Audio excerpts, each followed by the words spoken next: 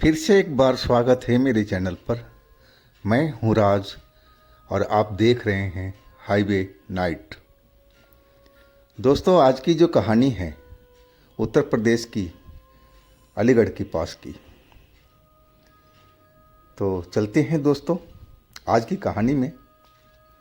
लेकिन दोस्तों, आपने मेरे चैनल को सब्सक्राइब नहीं किया है तो कर लीजिए और साथ में बेल आइकन को ज़रूर प्रेस कीजिएगा ताकि आप मेरे वीडियो को नोटिफिकेशन आपको मिलता रहे, आप मेरी वीडियो कोई मिस नहीं कर पाएँ।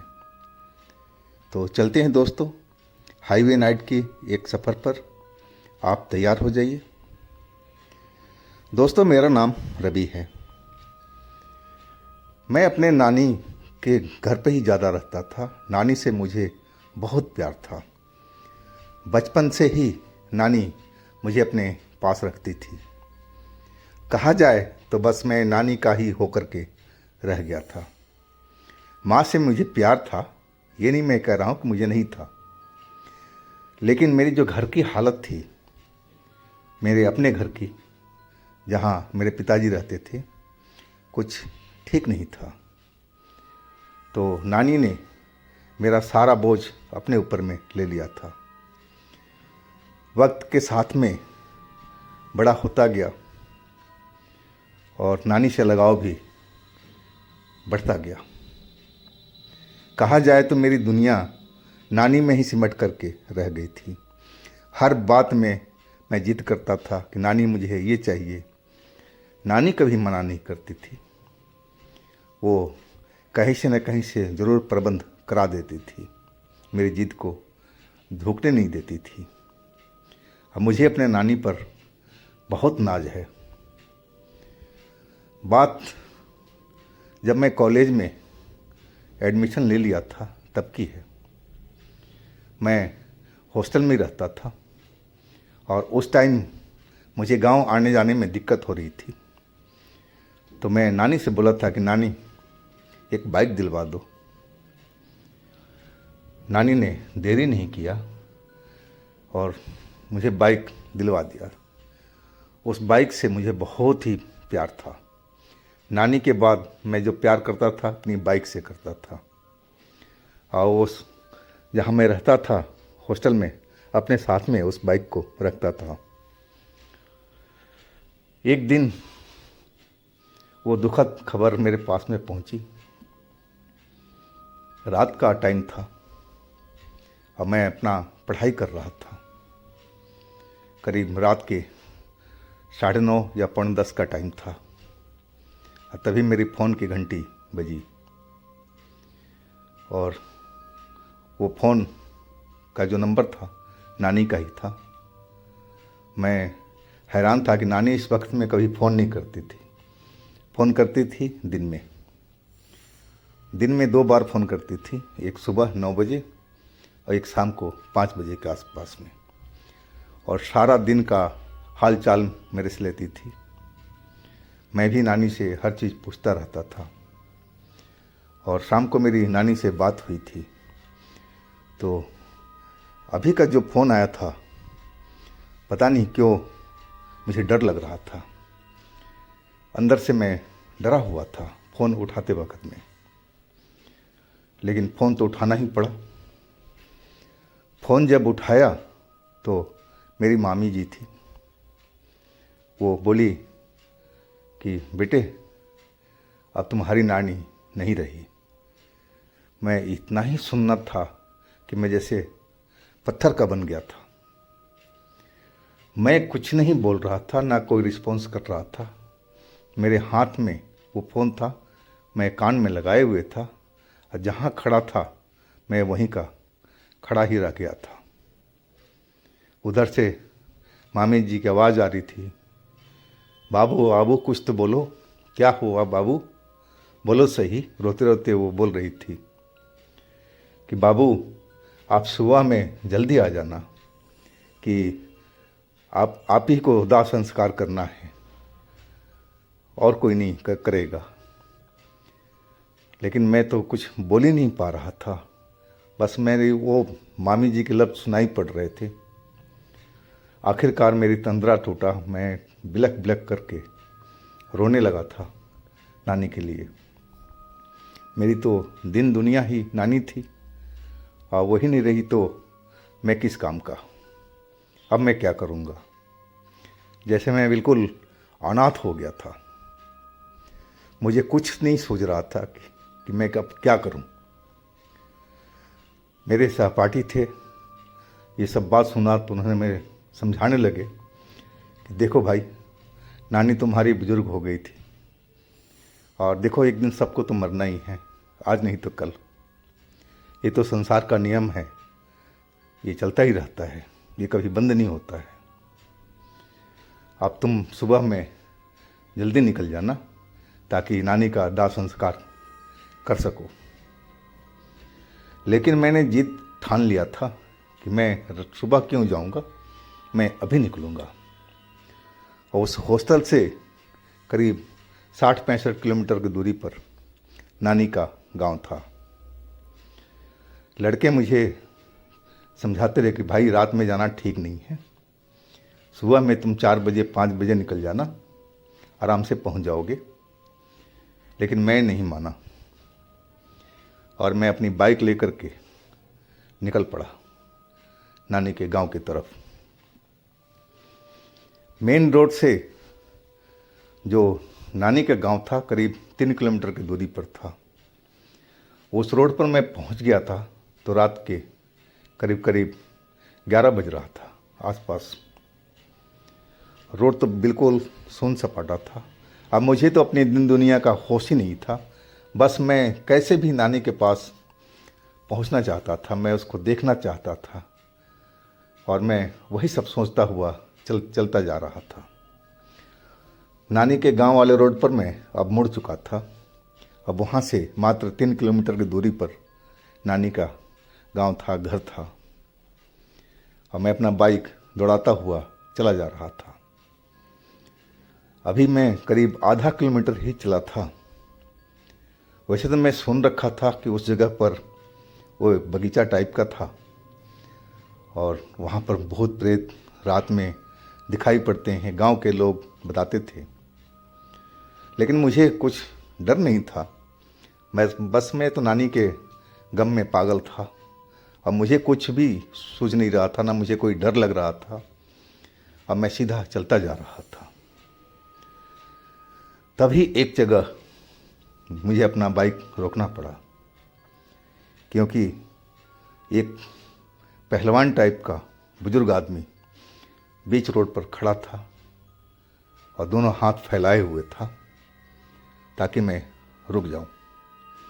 अब मुझे बिल्कुल भी अंदाज़ा नहीं था कि जहां मैं रुक रहा हूं और जो सामने इंसान खड़ा है वो कोई आम इंसान नहीं है, वो कोई भूत प्रेत शैतान है। लेकिन मुझे ज़रा भी आवाज़ नहीं था। मैंने बाइक रोक दिया और बोला, अंकल क्या बात है। तब तक जो अंकल थे वो पास में आ चुके थे और भारी आवाज़ में बोले, कहाँ जा रहा तू इस वक्त। मैं बोला, मैं अपने नानी के घर जा रहा हूँ और मेरी नानी गुजर गई है।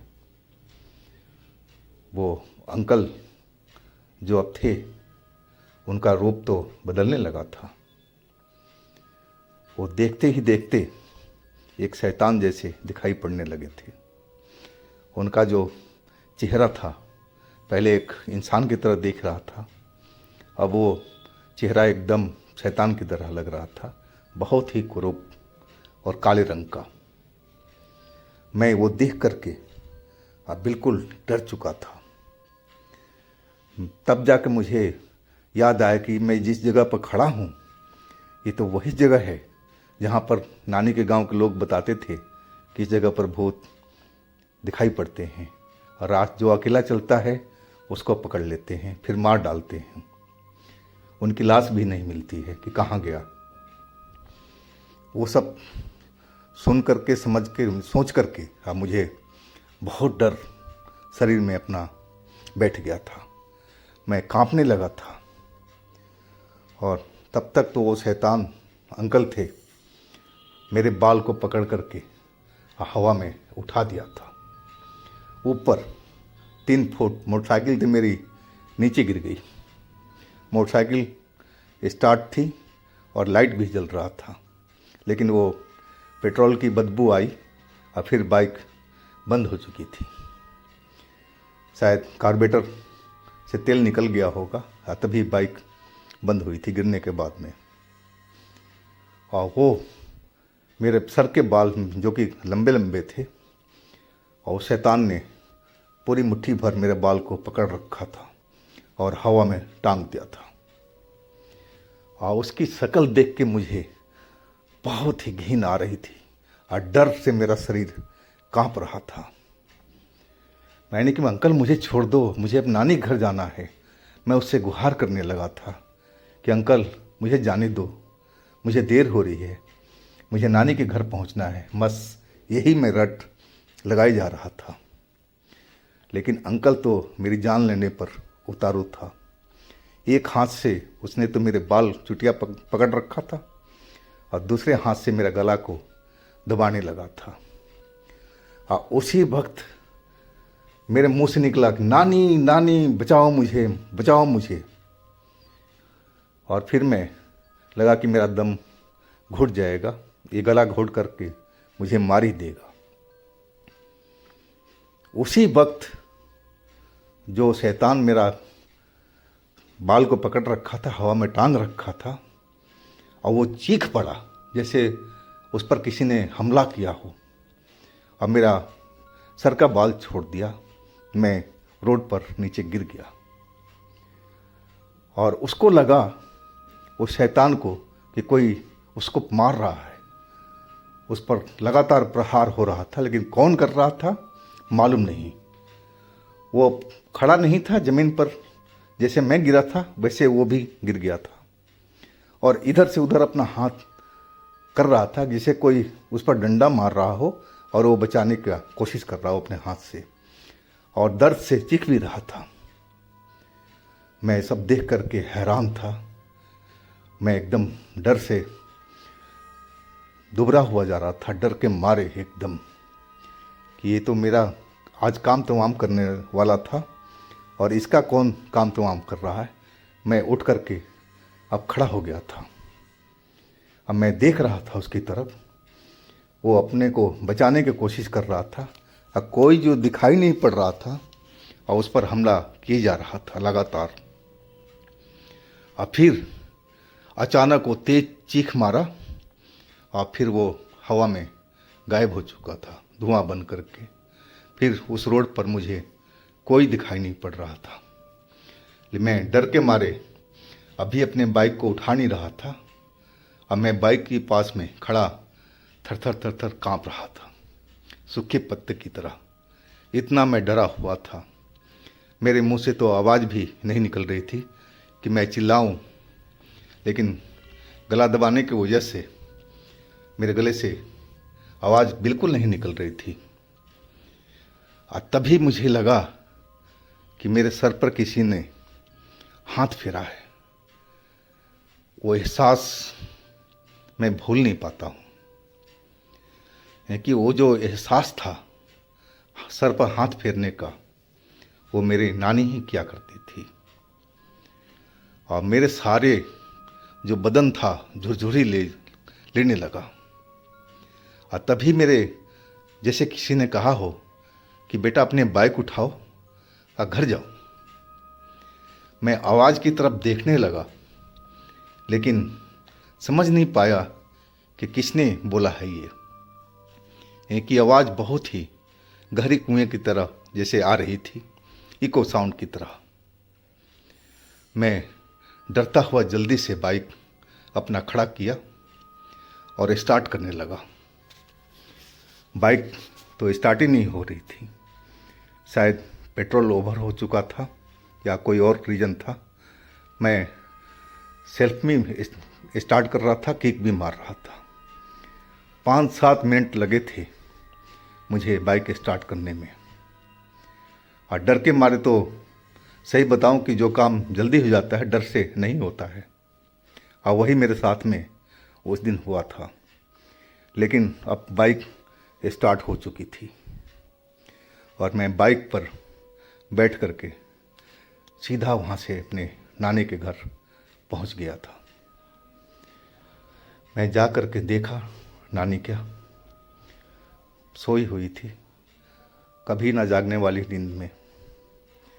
मैं कपड़ा उठा करके देखा, रोने लगा मैं सब देख करके। सारे हमारे घर के जो मेंबरान थे सब मौजूद थे वहाँ पर। और फिर मैं अपनी मामी से सारी बात मैंने शेयर किया कि मामी, रास्ते में मेरे साथ में ऐसे ऐसे हुआ था और मेरी नानी ही थी जो आकर के मुझे बचाई थी। वो एहसास में भूलता नहीं हूँ। उनका सर पर हाथ रखने का जो अंदाज था बिल्कुल वही था। आखिर उस भूत को कौन मार रहा था, कौन मेरी जान बचाया था उस दिन? मेरी नानी ही थी। सब लोग मेरी बात सुन कर के दंग रह गए थे।